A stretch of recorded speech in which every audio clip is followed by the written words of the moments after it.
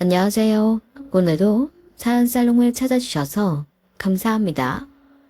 저는 경기도 일산에 사는 40대 후반의 여성이에요. 저희 가족은 남편이랑 저랑 아들 하나, 딸 하나예요. 인생에서 어려운 일을 극복하고 나면 좋은 경험이 된다고 하죠.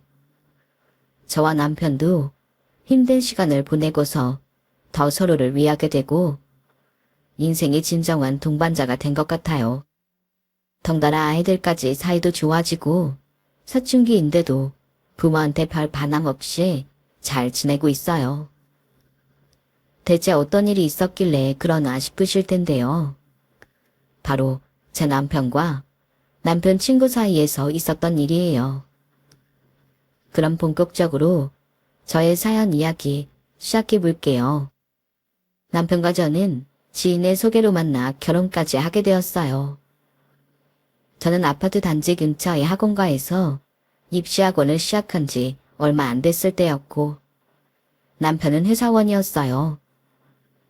양쪽 집안 어른들도 다들 성격이 무난하셔서 큰 어려움 없이 살며 아이도 3년 터울로 낳고 나름 잘 살고 있었어요. 나는 내 친구들 시댁하고 갈등 있고 친정 때문에 속상해하는 거 보면 우리는 참 무난하게 잘 사는 것 같아.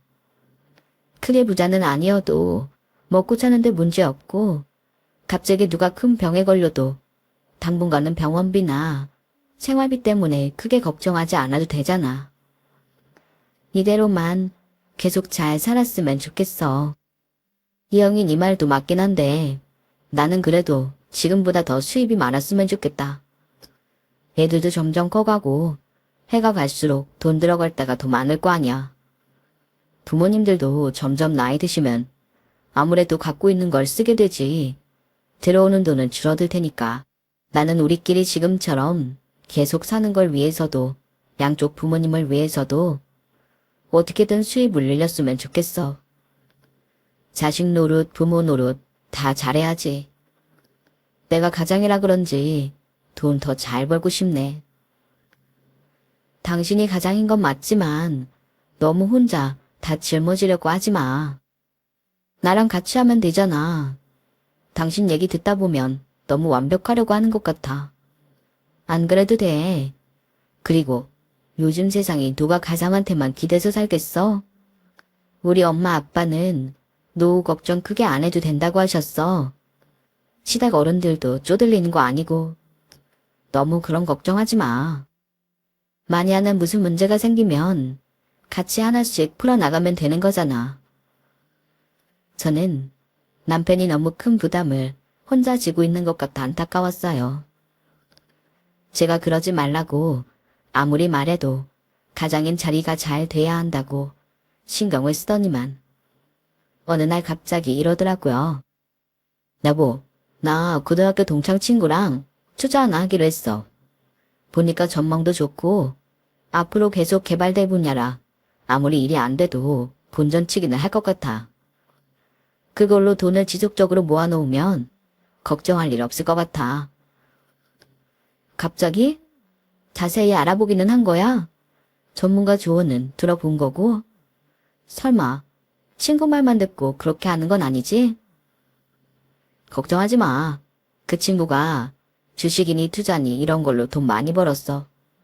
동창들 사이에서 소문 다 났다니까. 자기가 혼자 할 수 있는 건데 내가 부수입 좀 있었으면 좋겠다니까 얘기해 준 거야. 원래 그런 말도 잘 안 하는 친구야. 그래도 좀 알아보고 해. 나중에 문제 생길지도 모르잖아. 사람을 너무 의심하는 건 안 좋지만 이런 일은 몇 번씩 확인해도 넘치지 않아. 일단 그 분야가 앞으로 계속 발전한다는 건 확인했어. 투자를 어떻게 하면 좋을지는 나도 알아볼게. 걱정하지 마. 너무 주저하고 계산만 하면 큰돈 못 버는 거랬어. 우리도 넉넉하게 살아봐야지. 앞에도 말씀드렸지만 저희는 결코 생활이 어렵지도 않았고 당장 큰 돈이 필요한 상황도 아니었어요. 남편은 많이 쌓아두어야 안심할 수 있다고 생각하는 것 같았어요. 물론 돈이 많으면 좋지. 왜 안 죽겠어요. 그래도 너무 친구 말만 믿고 한 곳에 모든 걸 투자하는 건 좋은 방법 같지 않았네요. 하지만 제가 자꾸 투자를 신중하게 하라고 말하는 게 잔소리 같고 남편을 못 믿어주는 것처럼 느낄까봐 더는 말을 하지 못했어요. 남편은 그 친구라는 사람과 전화통화하는 일이 많아졌고 그러면서 사람이 전처럼 차분하지 않고 뭔가 붕 뜬 것 같았어요. 저는 계속 조마조마한 마음으로 그런 남편을 지켜보았는데 남편은 일이 잘 되어간다며 좋아하더라고요. 저는 제가 잘못 생각했나 보다 하고 남편이 저렇게 좋아하니 자기 하고 싶은 대로 하게 두자 싶었어요. 그런데 어느 날 일이 터지고 말았어요. 남편 친구가 사라진 거였어요. 그 친구가 없어졌다는 걸 알기 일주일쯤 전부터 남편은 좀 불안해 보였어요. 여보, 왜 그래? 무슨 일 있어? 괜찮아. 아니야, 별건 아니고. 지금 투자한 회사가 연락이 잘 안 된다는 얘기를 들어서 친구가 확인해 보겠다고 했으니까 괜찮을 것 같아. 당신이 직접 알아보면 어때? 꼭 그 친구 거쳐서 알아봐야 되는 거야? 실은 나 그 투자처 사람 만나본 적 없어. 전부 친구한테 맡겼거든. 나한테 바쁘니까 신경 안 쓰게 해주겠다고 해서 고맙게 받아들였지. 남편의 말에 저는 다시 불안함이 올라왔어요. 그렇다고 어떻게 그런 식으로 일을 했냐고 다그칠 수도 없었어요. 남편이 너무 불안정해 보였거든요. 저는 나쁜 일이 생기지 않을 거라고 애써 불안과 두려움을 무시했어요. 하지만 결국 일이 터지고 말았어요. 남편 친구가 잠적해버린 거였어요. 그 사람은 휴대폰도 해지하고 집도 이미 다른 사람한테 팔아버리고 정말 거짓말처럼 사라져버렸어요. 남편과 함께 그 친구 집을 찾아갔는데 저희 말고도 당한 사람들이 더 있더라고요.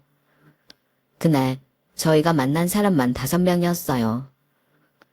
경찰에도 알아봤는데 저희처럼 당한 사람들은 나중에 잠적해버린 사람을 찾아도 돈을 되찾기 어렵다고 하더라고요. 물론 사기죄로 고소할 수는 있다고 했고요. 저도 그렇지만 이 일로 남편은 정말 큰 충격을 받았어요. 며칠씩 잠도 못 잤고 눈동자도 완전 멍해지고 넋이 나간 사람 같더라고요. 나는 정말 그 자식 믿었는데 그런 놈이 아닐 거라고 철석같이 믿었는데 내가 이렇게 바보였나? 여보, 당신도 내가 한심하지? 그렇지?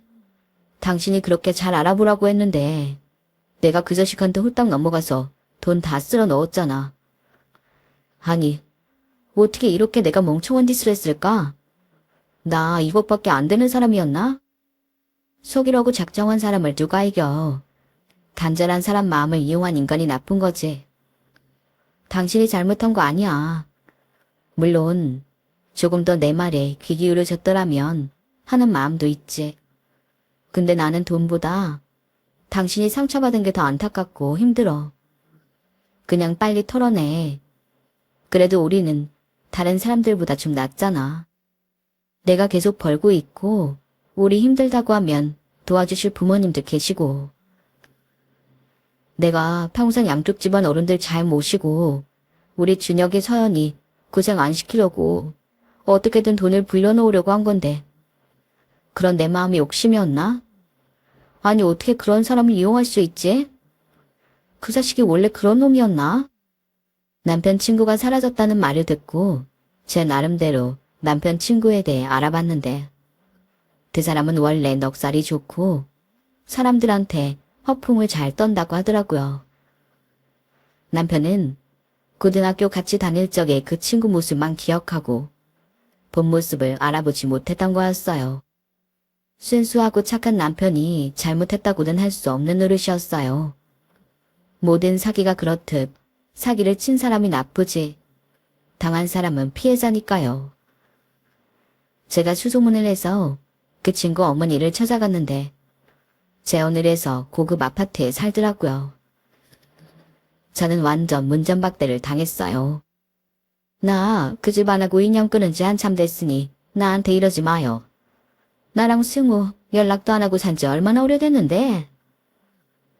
어머니, 제가 알아봤는데 몇 주 전까지만 해도 어머니랑 통화했다던데요. 주변 사람들이 전부 확인해 줬어요. 그래서 뭐 어쩌라고? 내가 그놈한테 사기치라고 사주라도 했어? 어쩔 거야. 나 돈 없어. 먹고 죽을래도 없어. 또 찾아오기만 해.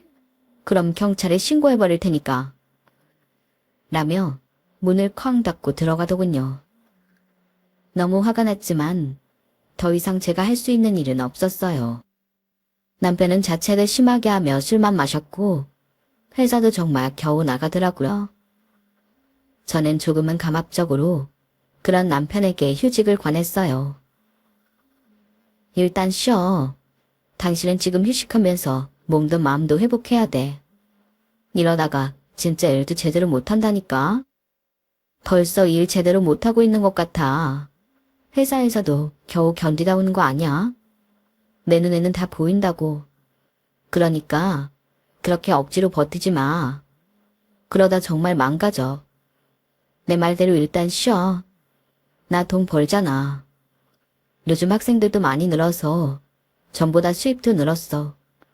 당신 나 믿지? 그러니까 제발 나 믿고 좀 쉬자. 그렇게 겨우 남편을 집에 앉혀놓고 저는 더욱 학원 일에 매진했어요. 저도 열심히 노력했지만 운이 좋았는지 실력 있는 강사들이 들어오면서 학생이 점점 많아졌고 저는 다른 지역의 아파트 단지에 있는 학원 건물에 분원을 내게 되었어요. 저는 우리 아이들한테 아빠가 마음이 좀 힘드니까 재미있는 이야기 많이 하고 놀러도 가라고 했죠. 아들도 딸도 저보다 더 어른이더라고요. 지들이 알아서 아빠 밥도 챙겨주고 함께 산책도 다니고 TV 드라마도 보는데 제가 바쁜 중에도 그 모습을 보며 얼마나 울컥했는지 몰라요. 돈은 잃었을지 몰라도 그걸 통해 서로가 더 연결될 수 있더군요. 그걸 우리 아이들이 저희 부부를 깨닫게 해줬어요. 남편은 차차 무력한 상태에서 벗어났고 얼굴에 웃음도 되찾았어요. 그리고 서서히 회사로 돌아갈 준비를 하고 있었죠. 남편이 복직 시기를 회사에 알리고 생활 습관을 다시 회사 생활 때처럼 바꿔받은 즈음이었어요. 밤늦게까지 학원 일을 하고 집에 온 저에게 남편이 말했어요. 여보, 우리 부서 담당 김 이사님이 얼마 전 회사를 차려서 나갔는데 나한테 유럽 쪽 판로를 물어보셔서 여기저기 연결을 좀 해드렸거든. 근데 그게 일이 잘 돼서 몇 건이나 계약을 하셨대. 나더러 와서 같이 일을 좀 해달라고 하시네. 기본 연봉도 전에 회사보다 1.3배 높고 인센티브도 있대. 김 이사님이 우리 회사랑 연결고리도 튼튼하시고 무엇보다 자금 조달이 잘 되는 분이긴 한데 옮길까? 라며 남편이 저의 눈치를 살피더라고요. 고등학교 동창의 말에 속아 투자를 결정할 때 제가 말리는데도 독단적으로 결정했던 것과는 달랐어요. 그리고 또다시 속을까봐 불안해하는 느낌도 있었고요. 하지만 그 이사님이라면 저도 몇 번 배웠고 허튼 일을 안 하실 분이라는 걸 알고 있었어요. 저 나름대로 사업이라면 사업일 수 있는 학원 운영을 하잖아요. 그러다 보니 많은 사람을 상대하면서 보는 눈이 좀 생겼다고 할까요? 진실되고 좋은 사람은 인상에서 풍기는 게 달랐는데 그 이사님이 그랬어요. 그래? 김 이사님이라면 믿을만 하잖아. 연봉도 더 주고 인센티브도 있다는데 뭘 주저해. 당신이 들어가기 전에 벌써 회사에 좋은 일도 해줬네. 그럼 그거에 대한 보상도 있을 거 아니겠어? 한번 도전해봐. 그런데 이번에도 사람 믿고 했다가 또 배신당하면 어쩌지? 이제는 아무리 잘 아는 사람이어도 겁부터 난다. 그러면 그 회사에 대해 좀 더 알아봐. 이사님하고 친한 사람들 말고 객관적으로 평가해 줄 수 있는 사람들 쪽에 알아보면 더 정확할 것 같은데? 이것도 순전히 내 감이기는 하지만 김 이사님 회사 홈페이지랑 스마트 스토어 봤는데 뭐 어설픈 회사로 안 보였어. 겉만 화려한 게 아니라 내용이 충실하더라고. 나쁘지는 않을 것 같은데. 당신이 정 마음 못 놓겠으면 한번 알아봐. 남편은 제 말대로 그 회사에 대해 좀 더 알아봤어요. 아무리 나쁘게 말하는 사람도 회사 자체가 껍데기뿐이라는 말은 안 하는 걸 보고 남편은 이직을 결정했죠. 남편이 첫 출근을 하던 날, 저희 가족은 치킨과 피자 파티를 열었어요. 아이들이 중심이 돼서요. 아들 녀석이 남편이 오자마자 폭죽을 터뜨렸어요. 아빠, 쇼군 축하. 아빠 이제 다시 고생길 열렸네. 그래도 아빠가 회사 가니까 좋다. 그러자 딸아이도 한마디 하더군요. 이게 뭐가 고생길이야. 아빠가 잘할 수 있는 일 하는 거랬어. 그치 아빠? 그러면 고생길 아니지. 그래, 아빠 고생길 가는 거 아니야. 월급도 더 많이 받고 일 잘하면 돈도 더 많이 주는 좋은 길 가는 거야. 니들이 아빠가 맨날 집에서 누워있어서 답답했을 텐데 잘 견뎌줘서 고맙다. 여보, 당신도 고마워. 당신이 돈 벌면서 나 편히 쉴 수 있게 해주지 않았으면 이렇게 다시 출근하는 거 상상도 못했을 거야. 그것도 더 좋은 조건의 회사로 가면서 말이야. 별말을 다 하네. 우리 가족이잖아. 운명 공동체. 당연한 걸 갖고 뭘 그래. 라고 말하는 제 목소리가 막 떨리더니 눈물이 쏟아지더군요. 주책 맞다 싶었지만 남편의 위로와 아이들이 신나서 떠드는 소리가 너무 감동이었어요. 남편이 회사를 나가면서 저희 집은 전보다 더 활기도 넘치고 안정적으로 변해갔어요. 확실히 집안 식구들이 모두 제 할 일을 잘하고 아프지 않으니 분위기가 좋아지더라고요. 남편은 회사 업무 특성상 해외 출장을 많이 다니게 됐어요. 직접 산지에 가서 물건을 보고 그게 얼마나 구매력이 있을지도 보더라고요. 가끔 저한테 여성들은 어떤 걸 더 많이 사는지도 물어보고요. 남편은 일하지 못했던 시간들을 보상받으려는 것처럼 밤낮 가리지 않고 뛰어다녔어요. 몸이 상할까봐 걱정이 될 정도로요. 여보, 너무 몸 갈아서 일하는 거 아니야? 회사에서 그렇게 일하래? 아무리 탄탄한 회사여도 대기업이 아니라서 그런가? 일을 너무 시키는 것 같네. 아니야, 내가 좋아서 하는 거야. 그리고 내가 잃은 돈이 좀 많아. 나 돈 못 버는 동안 내가 빌린 대출금이며 생활비에 애들 교육비까지 다 당신 혼자서 책임졌잖아. 그러느라 적금도 몇 개 깬 거 내가 다 알아. 내가 다시 채워야지. 그러려면 전보다 더 많이 노력해야 되니까 하는 거야. 그래도 잠도 못 자면서 너무 고생하잖아. 그러다 또 큰일 나. 건강 잃으면 다 잃은 거란 말 몰라? 우리 집 아직 괜찮아. 적금 깼던 거? 그거 꼭 필요하지 않은 거니까 깼던 거고. 당신이 원래 회사에서 받기로 한 연봉만 받아도 우리 빚 갚아 나갈 수 있어. 나는 당신이 건강했으면 좋겠지. 돈 더 벌자고 힘들고 못 망가지는 거 싫어. 남편은 너무 책임감이 강했기 때문에 사기도 당했고 그로 인한 자책도 컸던 것 같아요. 그래서 또 자기가 손해본 거 메꿔보겠다고 지나치게 열심히 일을 했고요. 제가 극구 말리자 남편은 알겠다며 밤을 새우지는 않더라고요. 그래도 다른 사람의 배는 일을 했던 것 같아요. 그렇게 3년 정도 지나고 나니 남편은 회사에서 간부급으로 승진을 했어요. 물론 연봉도 더 많아졌고요. 남편은 자신이 대출받았던 것들을 모두 기간보다 일찍 갚아갔어요. 와, 진짜 당신 내 남편이지만 너무 대단해. 기어이 이렇게 해내는구나. 이게 어디 나 혼자 한 일이야. 당신이 뒷받침해주고 옆에서 격려해주고 나 힘들게 일하지 말라고 챙겨주니까 가능했지. 내 인생에서 제일 잘한 건 당신 만난 일 같아. 준혁이 서연이도 잘 키웠지. 내 뒤치다거리 다 해줬지. 진짜 나처럼 복받은 남자가 또 어디 있냐? 정말 고마워 여보. 그동안 고생 많았지. 나도 이제 전처럼 욕심부리지 않고 갖고 있는 거 감사하면서 살게. 남편한테 고생했다 고맙다 이런 말 들으니 그동안 쌓였던 피로와 스트레스가 전부 다 풀리더라고요.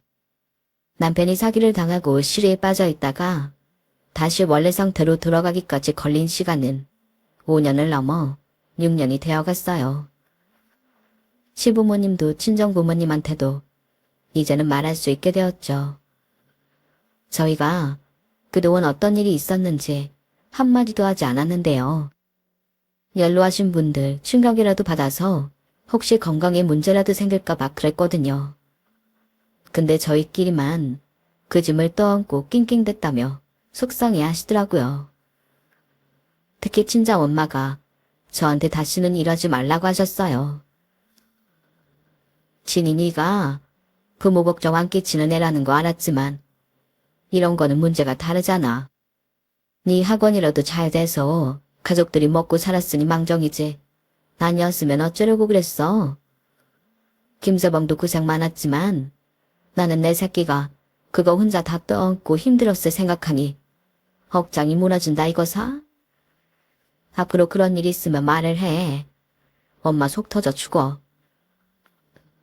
네 엄마 말이 맞다 진이야. 그럼 그 문제가 생겼으면 부모한테 알리는 게 도리 아니냐? 아빠도 섭섭하구나. 우리가 그런 줄도 모르며 생일 때며 어버이날, 명절날 니들한테 받았던 걸 생각하니 마음이 아프구나. 오히려 우리가 니들한테 뭘 해줬어야 하는 거잖아. 아, 이래서 내가 엄마 아빠한테 끝까지 말 안 하려고 했는데 어쩌다 말이 나와버렸네. 우리 괜찮았어. 내가 못 견딜 것 같았으면 엄마 아빠한테 말했지. 안 그래? 그러지 않았으니까 내 힘으로 잘 넘어간 거야. 그런 거 갖고 뭘 섭섭하다고 그래. 잘 해결돼서 다행인 건데. 우리가 감당 못하고 부모님한테 손 벌렸어 봐. 정말 그게 좋아? 좋은 쪽으로 생각하자고. 나는 그래도 양쪽 부모님한테 명절 때마다 섭섭하지 않게 해드릴 수 있어서 좋았어. 친정 부모님뿐 아니라 시부모님도 우리를 도와주지 못했다며 어떻게 온 가족이 그렇게 입이 무겁냐며 속상해 하셨어요.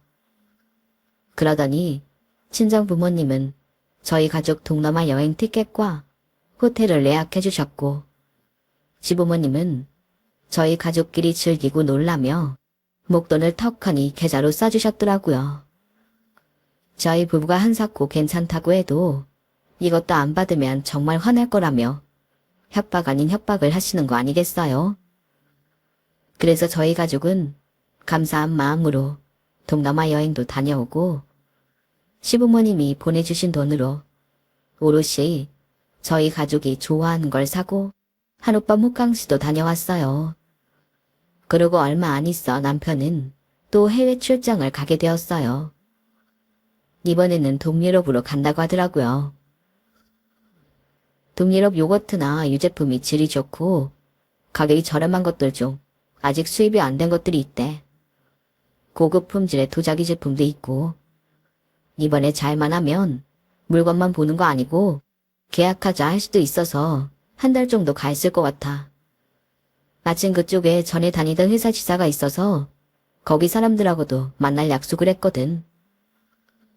그래, 잘 다녀와. 늘 하는 말이긴 하지만 건강 조심하고 어디 아프지 말고 약도 잘 챙겨가지? 소화제는 내가 준 거 아직 있어? 그럼 여전히 잘 가지고 다니지. 걱정하지 마. 남편이 어려운 일을 겪고 난 후부터 만성적인 위장 장애가 생겼거든요. 그래서 늘 챙기는데 남편도 제가 주는 약이나 건강식품을 잘 먹어줘서 고맙더라고요. 그렇게 여느 때와 다름없이 남편은 출장을 가고 저는 학원 일을, 아이들은 학교를 오가며 생활하고 있었어요. 출장 가서 첫날 남편이 잘 도착했다고 문자도 주고 통화도 잠깐 했어서 별 걱정 없이 있었죠.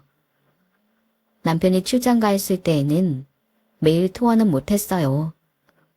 남편도 바쁘고 저도 바쁘니 3일 정도에 한 번씩 서로 문자를 주고받으며 잘 지내는지 확인했었어요.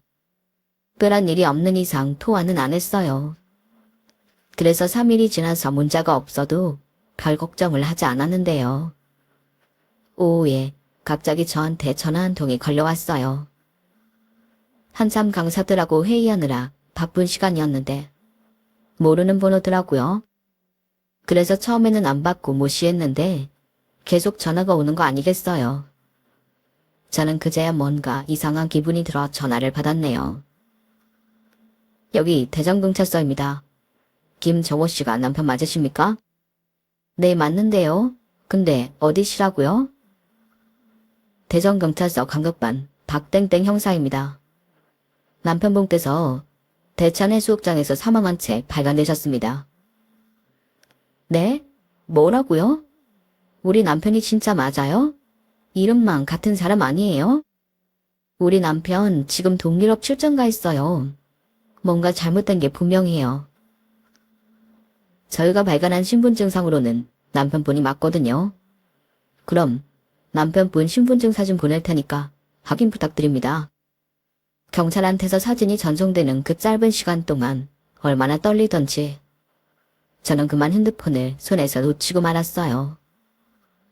제가 핸드폰을 줍는 동안 경찰은 사진을 전송했고 저는 너무 무서워서 그 사진을 보기가 두려웠어요. 남편을 굳게 믿고 있었지만 혹시 무슨 사고 때문에 거기서 발견됐다는 건지 별 생각이 다 들더라고요. 정말 눈물이 금방이라도 쏟아질 것 같은데 마음을 다잡으며 핸드폰 화면을 다시 켰어요. 그랬는데 세상에 정말 저는 입이 떡 벌어졌어요. 경찰이 보내준 사진은 다름 아닌 남편한테 사기를 쳤던 바로 그 사람이었어요. 이 사람 저희 남편 아니에요. 근데 이 사람이 제 남편 신분증 갖고 있던 거 맞아요? 이 사람은 우리 남편뿐 아니라 여러 명한테 사기치고 도망간 사람이라고요. 네, 그게 정말입니까? 참. 저희도 신원조회 다시 할 테니 여기 오셔서 진술 좀 해주시겠습니까? 지금 다시 생각해봐도 기가 막히네요. 얼마나 정신없이 대전까지 갔는지 저는 경찰서 도착할 때까지의 일을 하나도 기억 못해요. 처음에는 동유럽에 있을 내 남편이 바닷가에서 죽었다고 하더니 이제는 남편한테 사기친 놈 사진을 보내왔으니까요. 경찰에서도 제가 갈 때까지 자기들 인력을 총동원해서 어찌된 일인지 밝히려 노력을 했더군요. 그 결과 알게 된 건 그 사기꾼 놈은 그동안 남편 신분증을 도용해서 지방 여기저기를 전전하며 살아왔다는 거였어요. 처음에는 부산 쪽에 나타났는데 그게 2년 전이라고 했어요. 저는 남편이 그 인간에게 어떤 일을 당했는지 소상히 이야기해줬죠. 좋은 투자처가 있다고 속여서 남편이 모았던 돈과 대출받은 돈까지 전부 다 갖고 튀었던 일을요. 저희뿐 아니고 많은 사람들이 속았고 어느 날 흔적도 없이 사라져서 찾을 수 없었다고요. 제가 진술을 다 하고 어떻게 되는지 궁금해서 잠깐 경찰서에서 기다리는데 다른 형사가 담당 형사한테 이런 말을 하는 거였어요. 그러게 욕심을 부리니까 이런 놈한테 당하는 거 아니겠어? 아니 실체도 없는 투자처에 뭘 믿고 지 돈을 전부 쏟아붓냐고. 그 말을 들은 저는 발끈해서 한마디 했어요. 형사님, 그건 아니죠. 저희 남편이 얼마나 절실했는지 뭘 안다고 그렇게 함부로 말하세요. 물론 돈 욕심에 당하는 사람들도 있을 거예요.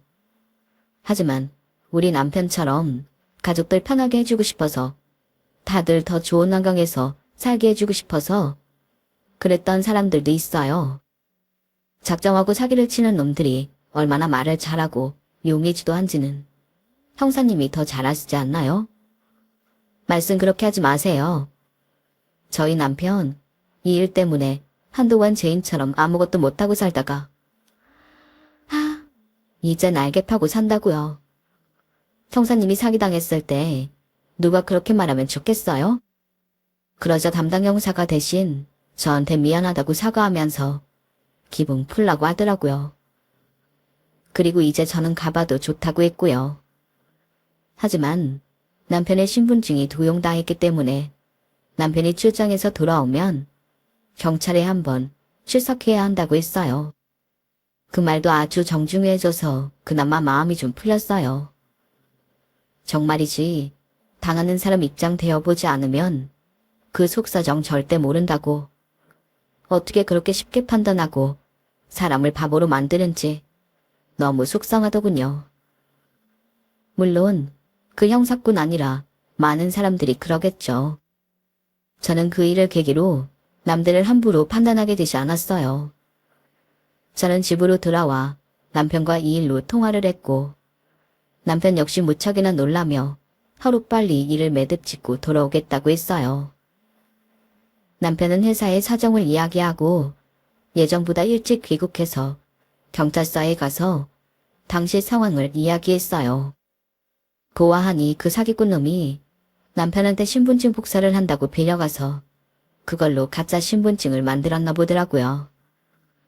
그 신분증을 만들어준 사람까지 찾아내서 붙잡아 온 걸 보니 경찰들도 대단하다 싶었어요.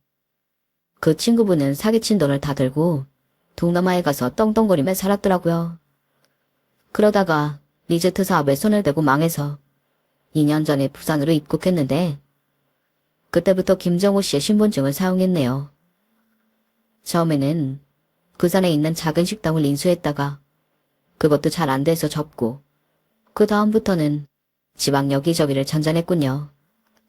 그러다가 대천에서 술을 잔뜩 마시고 추운 데서 자다가 심장마비로 사망했고요.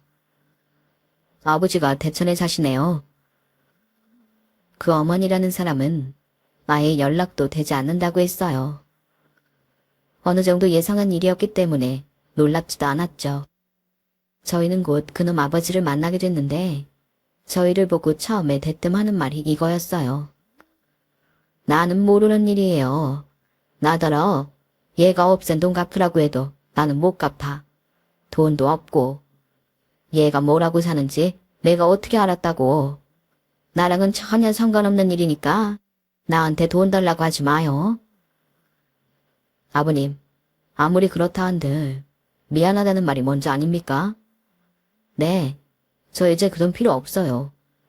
저희 힘으로 그동안 빚진 거 다 갚고 이제 여유 갖고 살게 됐거든요. 근데요, 사람 사이에 돌이라는 게 있잖아요.